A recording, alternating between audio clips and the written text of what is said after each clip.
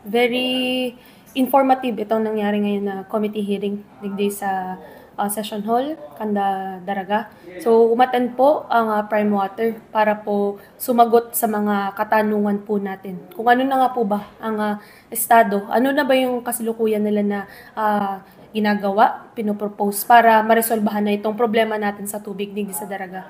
So, as per the representative of Prime Water, so meron silang nabanggit na sa Barangay Busay, yung project sa pipelines. So, may binanggit siya na in 2 to 3 months, the improvement will incur dito sa will occur dito sa project nila sa Busay para makapag-supply na ng tubig sa mga constituents natin dito sa Daraga.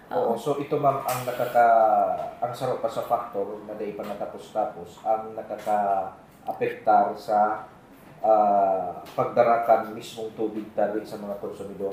Yes, oo. Isa yun sa mga sinabi ni Prime Water na yun yung natigil nila na proyekto nitong nakaraan na hindi nga na ipagpatuloy yung dito sa Barangay Busay na pipelines project. So, banggit niya kanina, in 2 to 3 months, magkakaroon po ng improvement dito sa project na to. Opo, pero why ma'am na-delay? Na-delay? As per the Prime Water, nagkaroon ng problema with the contractor. Sinabi rin naman niya na kumbaga meron ng pag-uusap ang contractor at ang Prime Water para po mag-proceed na uli ang project na ito. So ma'am, categorically speaking, walang problema sa supply ng tubig sa Daraga. Ang problema lang talaga, operation ng Prime Water. Operation ng Prime Water na kung may sasaayos ito ng Prime Water, it will be beneficial to the constituents para masupplyan na ang mga constituents po natin, ang mga gripo ng constituents natin. Oo, why nataday po nila bang napupuntir ang target, lalong-lalo na yung ipinangako nila sa GBA natin? Oo, yun din yung tinanong natin kanina, bakit nagkaroon ng problema with the contractor. And sabi nila financial daw. So, kumbaga Prime Water dapat ang nag-uusig na mapagpatuloy itong project na to. And kumbaga pinupush naman talaga natin. Kumbaga hinahanapan natin ng solusyon para paano or magbigay sila sana ng explanation sa ating mga constituents dito sa Daraga kung kailan ba mapapagpatuloy, which is yun nga, in 2 to 3 months daw po. Pero sa tingin po ninyo ma'am, in your overall assessment, ano po ang assessment ninyo sa Prime Water? Talagang nag-fail sila sa pangako nilang mag-i-improve yung service ng water para po sa mga residente ma'am? Kung ang pagbabasehan po natin is yung JVA ng Daraga Water District at ng Prime Water, talaga namang may pagkukulang. Merong hindi na gampanan na tungkulin ang Prime Water para po dun sa pinasok po nila na JBA dito sa Daraga Water District. Opo ma'am, ano yung pakiulit po ma'am kung ano yung hadlang sa lokal na gobyerno kung bakit hindi natin masyado itong napupukpok na Prime Water and Daraga Water District tungkol po sa ganitong klaseng water crisis? Oo, kumbaga sa lokal na pamahalaan naman, pinopose na po namin siya, yung resolution nga na ginawa natin ng pag-endorso ng amendment ng LGU participation na kung saan itong amendment na to is ma-enhance yung participation po ng LGU. Ma'am, sinasabi ng Prime Water na sufficient ang tubig galing sa mga water sources. Pero meron din po tayong bagong applicant, yung Protect na bulk water supplier. Open pa rin po kayo na magkaroon ng panibagong bulk water supplier kahit sinabi ng Prime Water na sufficient naman ang supply? Oo, actually yan, pinasa po yan sa opisina po namin dito sa Office of the Vice Mayor ni Mayor Victorio Perete na kung saan meron ng letter of intent from the Protect regarding the bulk water supply. So kami naman po dito sa Sangguniang Bayan is kumbaga gusto po namin marinig kung ano nga ba yung ipinopropose mo nila sa amin.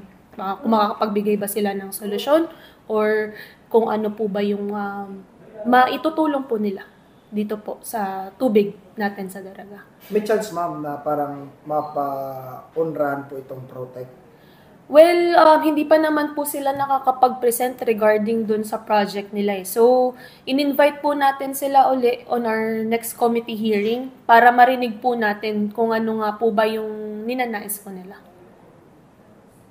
Opo. So, ma'am, with regard sa problema sa tubig, ang may karapatan lang po ba, ma'am, na alisin o kaya i-terminate yung kontrata sa Daraga Water District, hindi po LGU Daraga? Yes, Daraga Water District. Since na ang Daraga Water District ang naka-JVA with the Prime Water, kami naman dito sa LGU is just to help them or to help our constituents para magbigay po ng solusyon dito sa problema natin sa tubig.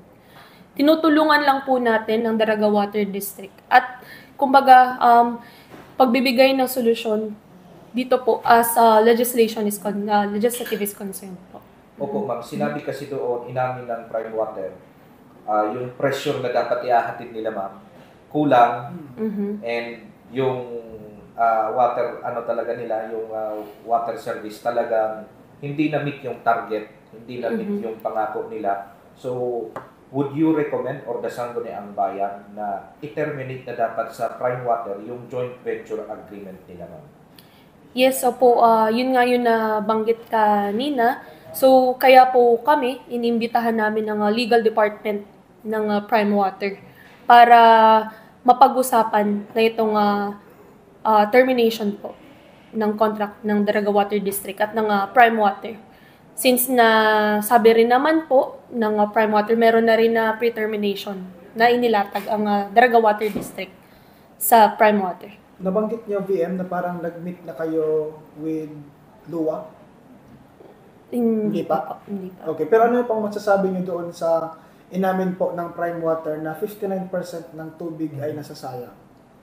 Oo, yan dapat ang tutukan ng ating Daraga Water District, yung 59% na non-revenue water na kung saan dapat hindi nga nangongolekta ng fees ang Prime Water dyan sa mga leaks na yan, yung mga problema sa tubig, hindi naman nakakapag-supply sa mga constituents natin. So, dapat tingnan mabuti yan ng Daraga Water District at ng Prime Water kung paano masusolusyonan, which is yung kanina nga yung commitment ni Mr. Tarobago, the representative of Prime Water, na i-raise niya ang hindi pagbayad ng minimum fees, magkaroon ng minimum charges po ang Prime Water sa mga constituents na kung mag-alisin yun, kung wala naman talaga nasusupply.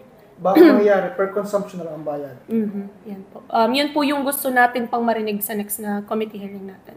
Okay. Kung ano yung stand, ano pa ba talaga yung may kukomit ng Prime Water. Diyan po. Pero kung ikaw po naman tatanungin, dapat per konsumo. Per konsumo.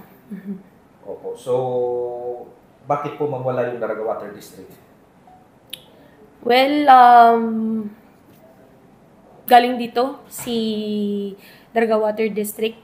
And as per them, meron silang wino-workout na legal pa at confidential. So, they prefer na, kumbaga, hindi muna mag-appear hanggang sa magbigay din sila ng solusyon dito sa problema natin sa tubig.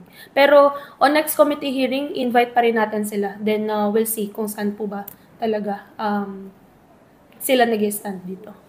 Opo. So, ma'am, message niyo po sa mga Daragenyo na talagang nag-aalboruto ang galit sa Prime Water. And yung nag-aalboruto yung galit dahil po sa pagpalyan ng kanilang serbisyo sa tubig. Sa mga kapwa ko Daragenyo, patuloy kami nagtutulungan para po dito sa Sangguniang Bayan para po magbigay solusyon dito sa problema natin sa tubig. Rest assured po na gagawin po namin ang aming pinakamakakaya para po masolusyonan na itong problema natin sa tubig.